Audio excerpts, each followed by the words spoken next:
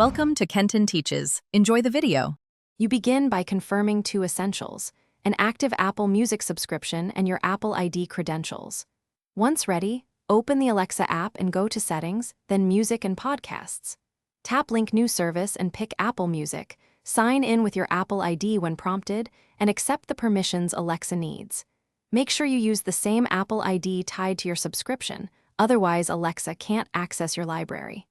After sign-in, proceed to the next step to set Apple Music as your playback source.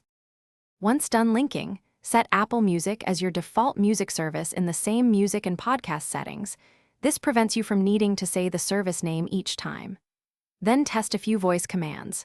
Say, "Alexa, play song name on Apple Music," or simply, "Alexa, play my chill playlist" if it's default.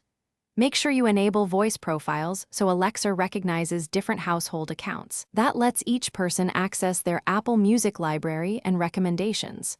If Alexa can't find a track, repeat the test with an exact title. Finish by practicing playback control. Say, "Alexa, pause, skip," or set volume to 40%, and call out a specific device or group name for multi-room listening. You can group echo devices in the Alexa app to play Apple Music across rooms. If something goes wrong, try the single most effective fix first.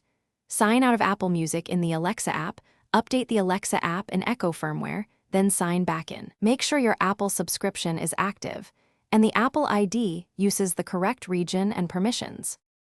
Thanks for watching. Please subscribe if this video was helpful.